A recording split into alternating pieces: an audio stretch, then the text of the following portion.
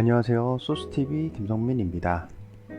오늘은 여름방학 고민 중에서 초등학교 3학년 그리고 초등학교 5학년 예습 복습을 따로 해야 할까요? 라고 질문을 올려주신 분이 계셔서 이 부분에 대해서 같이 한번 이야기해 보려고 이렇게 방송을 열었고요. 어머님이 올려주신 글을 보시면 이렇게 돼 있어요. 초등 여름방학 예습 복습을 따로 다 해야 될까요? 초등학교 3학년, 초등학교 5학년 애 둘이 있는 맘인데 사실 애들이 공부에 영 흥미도 없고 억지도 시키지 말자주의라 한 번도 운동이나 예체능 빼고는 학원 보낸 적도 없는데 주변 엄마들을 보니까 긴장되시죠? 주변 엄마들 보니까 슬슬 불안해지기도 하고 어련히 알아서 잘 하겠지 싶었는데 우리의 아이들은 어련히 잘 하지 않죠. 그래서 좀 이렇게 마음이 좀 답답하신가 봐요. 그래서 이렇게 글을 올리신 것 같아요. 그래서 이번 초등 여름방학 때는 한번 빡세게 힘들게 기초라도 잡고 가야 되나 싶어요 하고 올리셨고, 그리고 그냥 학원 보내면 알아서 예습 복습 다 해주나요? 이렇게 말씀을 해주셨거든요. 학원 선생님에 따라서 학년에 따라서 예습을 시키는 선생님도 계시고 복습을 시키시는 분도 계시고, 그래서 처음에 이제 들어가기 전에 거의 선생님들하고 그 면담을 하죠. 간단한 뭐 아이들의 테스트를 한다거나 이런 것도 필요할 것 같고, 만약 보내신다면. 근데 이제 질문자분을 보시면 지금까지 거의 그 집에서는 학습을 시켜주시지 않았던 것 같아요. 이럴 경우에는 보통 어머니께서 어떻게 그 학습을 시켜야 되는지를 잘 모르실 부분이 계셔서 제가 우선은 너무 과목이 또 방대하니까 수학을 위주로, 그리고 방학 동안에도 수학 공부가 가장 핵심점이기 때문에 특히나 초등학교 3학년하고 초등학교 5학년은 수학 위주로 간단하게 설명드리고 책 읽기 그렇게 설계를 드릴게요.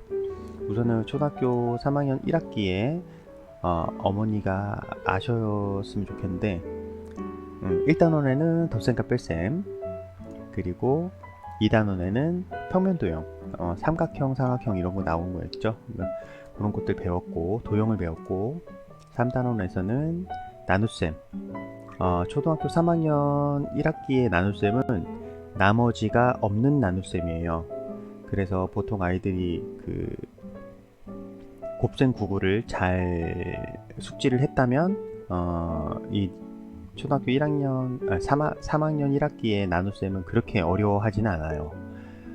그래서 우선은 어머님이 체크해 주셔야 될 것은 초등학교 3학년의 경우 곱셈 구구가 좀 완벽하게 되어 있는지, 이때쯤 1학기가 지날 때쯤에 곱셈 구구는 거의 완벽에 가깝게 되어 있어야 해요. 그리고 3단원에서 나눗셈을 배우고 4단원에서는 곱셈을 배웠죠. 여기서는 이제 두 자리 곱하기 두 자리 정도까지, 두 자리 곱하기 한 자리를 위주로 배우지만 그 0이 되는 10의 자리, 그러니까 10의 자리가 숫자가 있고 1의 자리는 0이 되는 뭐 20 곱하기 이런 것들도 같이 학습을 하거든요. 그래서 곱셈 구구가 거의 요때까지는 거의 완벽에 가깝게 되어 있어야 됩니다. 그리고 세 자릿수의 곱셈도 살짝 맛을 보게 되는 그런 단원이라고 생각을 하시면 되고, 그 다음에 5단원에서는 길이와 시간과 길이, 시간과 길이에서 이제 바다 올림을 할 때 보통 우리 숫자로서는 10진법, 10이 되면 올려주고 10이 모자랄 때는 10을 내려주고 이렇게 10진법을 하지만 시간 같은 경우에는 60진법이잖아요. 60 60분, 60초에 1분, 60분에 1시간 이렇게 60진법이기 때문에 수 개념이 정확하지 않은 친구들은 이 부분에 대해서 되게 헷갈려 해요. 더군다나 이제 뭐 오전, 오후로 또 나뉘고 하루가 또 넘어가고 하루는 24시간인데 뭐 이런 것들에 대한 것들을 좀 많이 헷갈려 하거든요. 이런 시간에 관해서는 부모님들이 일상생활에서 시간에 대한 것을 좀 많이 설명을 해주시고 물어봐 주시고 하면은 아이들이 도움을 많이 받더라고요. 그래서 시간과 길이는 여기서는 이제 뭐 센티미터, 밀리미터, 그리고 길이를 재는 방법, 그리고 이제 여러 가지 방법으로 길이를 재는데 아이들 손을 이용해서 한 뼘, 두 뼘 이렇게 재는 법부터 센티미터 재는 것까지 아주 이제 좀 다양하게 배우는 그런 단원이라고 생각하시면 되고, 이제 거의 끝났을 6단원을 보시면 분수와 소수를 이제 배웠어요. 그리고 이제 뭐 분수와 소수 관계에서는 분모가 10인 분수는 소수 한 자리, 분모가 100인 분수는 뭐 소수 두 자리로 나타낼 수 있다. 보통 이렇게까지 나오고요. 이렇게 해서 우선은 초등학교 3학년의 학습을 어머님이 해주실 때는 우선 중요한 게 뭐냐면 1학기의 학습이 잘 되어 있는지 잘 되어 있지 않은지를 먼저 판단을 하셔야 돼요. 근데 이게 어머님이 혼자서 판단하기가 어려우시다면 뭐 사교육의 도움을 받으시는 게 더 나으시겠죠. 사교육을 도움을 받지 않고 어머님이 하시면 훨씬 더 좋지만, 어머님이 어느 정도의 지식을 갖추지 않은 상태에서 잡기란 조금 힘들어요. 조금 더 쉽게 잡으려면은 그러면 되겠죠. 그 문제집, 1학기 총정리 문제집이라든가 이런 것들을 한 번 이렇게 계획적으로 풀려주시고 그것을 채점을 해주는 방식도 아주 좋은 방식이죠. 그리고 이제 뭐 틀린 문제 같은 경우에는 아주 간단하게 어머님이 좀 설명을 해주신다거나, 초등학교 5학년 이제 손 위에 아이가 있으니까 그 친구한테 도움을 요청을 해도 되고요. 근데 뭐 싸우지 않는다는 범위 내에서 그렇게 해서 이제 초등학교 1학년 6단원까지의 수학을 쭉 점검을 하시고, 그 다음에 그게 잘 되어 있으면 예습을 하실지 복습을 하실지를 결정을 하셔야 돼요.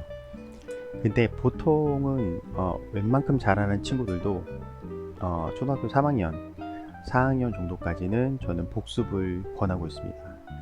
복습으로 탄탄하게 다져 놓으면 초등학교 3학년 2학기의 문제들을 그렇게 어렵지는 않게 풀 수 있어요. 그래서 제가 추천드리는 방법은 복습입니다. 복습. 우선 복습부터 점검. 우선 복습부터 점검을 잘 해주시면 어떤 부분이 모자라고 어떤 부분을 잘하는지를 판단을 하실 수 있으니까. 그리고 이제 우선은 수학, 초등학교 5학년 수학을 한번 제가 보겠습니다. 초등학교 5학년 수학은 우선 1학기 1단원에서는 자연수의 혼합계산, 저거 예전 영상에서 있었지만 이 자연수의 혼합계산이 초등학교 5학년 1학기 1단원에 들어갔어요. 그래서 덧셈, 뺄셈, 곱셈, 나눗셈 이렇게 사칙 연산을 자유자재로 할 수 있는지, 그리고 가로가 있는 것들을 잘 계산을 할 수 있는지 거기서 1학기 1단원에 배웠고요. 또 2단원은 배수와 약수, 배수의 개념 그리고 약수의 개념을 배웠고요. 그리고 3단원에서는 규칙과 대응, 그러니까 요거 좀 개정이 돼서 요 규칙과 대응이 새로 들어간 단원이라고 할 수 있는데, 뭐 간단하게 설명하면 어떤 두 대상이 뭐 주어진 어떤 관계에 의하여 서로 짝을 이루는 일 또는 그렇게 함, 또는 건널목을 건널 때 항상 눈여겨봐야 하는 것이 어떤 것이 있는지, 그래 바로 빨간 신호등 뭐 이런 개념적인 것들, 그리고 이제 규칙적으로 대응하는 것들, 그리고 요즘에는 이제 빅데이터로 이런 규칙이나 이런 것들을 찾아내서 이제 마케팅에도 많이 쓰이잖아요. 그래서 이제 우리 아이들도 이런 것들을 어렸을 때부터 공부할 수 있게끔 규칙과 대응이라는 이제 단원이 들어갔어요. 그리고 이제 4단원을 보시면 약분과 통분, 분수 개념이죠. 분수 개념에서 약분과 통분에 대한 것들을 배우고, 그리고 이제 가장 친구들이 어려워하는 5학년 1학기 때 친구들이 가장 어려워하는 분수의 덧셈과 뺄셈. 여기에서 가장 어려워하는 것은 아무래도 통분이겠죠. 통분한 후에 분자끼리 더하거나 빼서 그것을 대분수로까지 깔끔하게 나타내는 방법들인데 5학년 친구들이 여기에서 이제 이 시험에서 많은 차이를 나타내죠. 공부를 그동안에 충실히 한 친구들과 그렇지 않은 친구들이 이렇게 좀 많이 갈리는 그런 시점이라고 할 수 있어요. 그리고 이제 6단원에서는 이제 얼마 전에 끝났죠. 다각형의 넓이. 다행히 5학년 1학기 5단원에서 그 통분 쪽에서 많은 에너지를 소비했기 때문에 다행히 다각형의 넓이에서는 이렇게 좀 깊고 좀 복잡한 문제들은 잘 안 나오는 편이더라고요.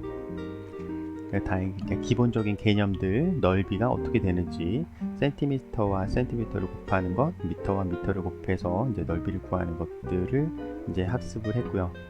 그러니까 이것만 봐도 이제 초등학교 3학년에 배운 내용, 초등학교 5학년에 배운 내용이 상당히 많이 있는 것을 어머님께서 알 수 있을 거예요. 그래서 이렇게 많이 있는 것들을 어머님이 다 점검해 주시면 가장 좋겠지만 그렇지 않으실 수 있어요. 그러면 이제 전문가의 도움을 받는 것이 낫고, 안 그러면 그래도 집에서 좀 시켜보시겠다. 아까 말씀드린 대로 1학기 총정리, 문제집 풀리기,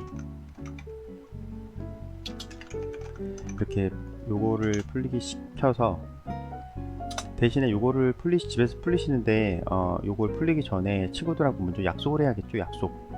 약속이 중요합니다. 약속. 언제까지 몇 장씩 어떻게 풀겠다, 이 약속.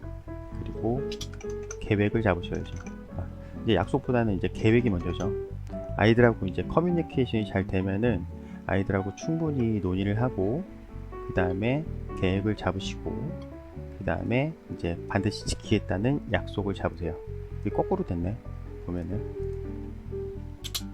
계획 전에는 먼저 회의. 제가 이거를 번호로 쓸게요. 이게 1번, 그리고 2번, 거꾸로 돼서 죄송합니다. 3번, 이렇게 우리 친구들과 먼저 같이 의견을 교환하는 회의를 먼저 하시고, 그 다음에 계획을 짜세요. 계획. 여기는 뭐 총정리, 문제집 풀리기 이렇게 계획을 짰지만, 뭐 학원을 보내신다거나 뭐 학습지를 시작하신다거나 이렇게 하실 수도 있잖아요. 그래서 그것에 대한 계획을 짜세요. 그리고 어떻게, 언제, 몇 시에 공부를 하겠다는 약속을 반드시 받으시고, 그렇게 해서 이제 짜시면 될 것 같고, 우선 여기까지는 이제 수학에 관련된 말씀이었고, 그리고 이제 반드시 필요한 독서가 있습니다. 독서. 뭐 초등학교 내내, 그리고 뭐 중학교, 고등학교 때까지도 아주 중요한 것이 독서인데요. 이 독서를 뭐 좀 짧게 말씀을 드리면, 첫 번째, 아이들한테는 좀 재미가 있었으면 좋겠어요. 재미가 없으면 시키면은 아이들이 읽지 않으니까, 아이들이 좋아할 만한 읽을거리, 요거를 추천드립니다. 아이들이 좋아할 만한 읽을거리. 그리고 아이들이 좋아할 만한 거를 먼저 권하고, 그 다음에 어머님이 권하는 것을 권해주세요. 그러면 아무래도 이렇게 회의하는 입장에서 같이 이야기하는 장면에서 그렇게 많은 충돌이 일어나진 않아요. 아이들의 의견이 반영됐고 어머님의 의견이 반영됐기 때문에 거의 이제 아주 알맞은 협상이라고 생각을 합니다. 우선은 한 권씩 어머님과 부모님과 아이들이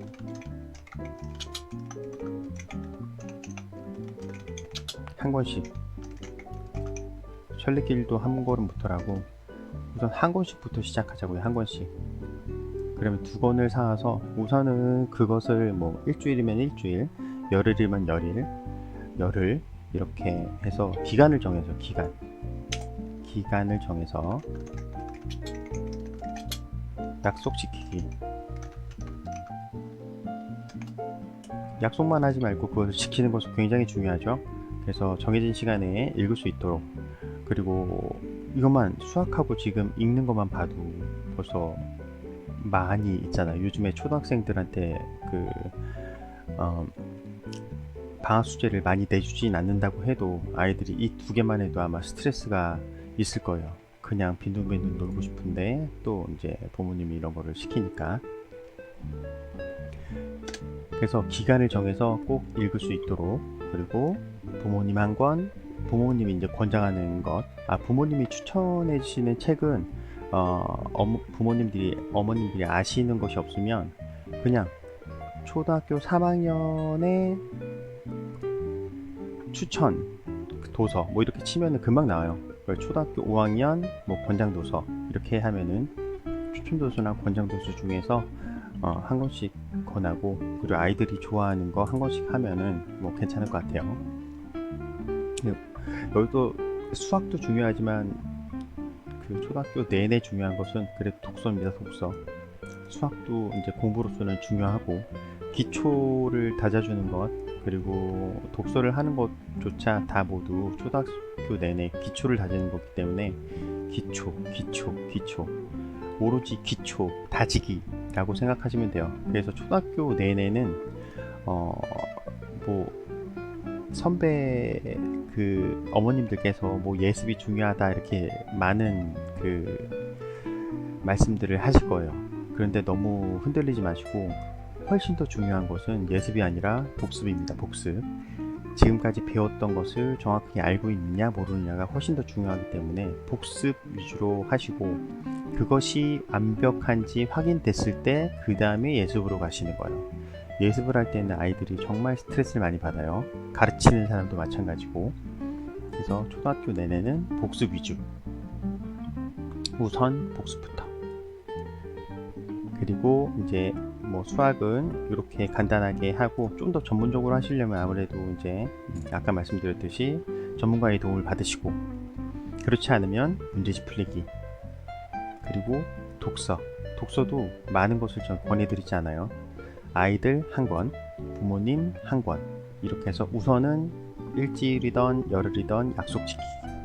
그리고 그게 다 끝났을 때는 그 다음에 또 한 권씩 문제집도 마찬가지예요. 한 권이 다 끝났을 경우에 그 다음에 한 권씩 이렇게 하면 그 많은 비용이 들지도 않을 뿐더러 시간도 절약할 수 있고 그 목표치가 짧아지기 때문에 훨씬 더 효율적으로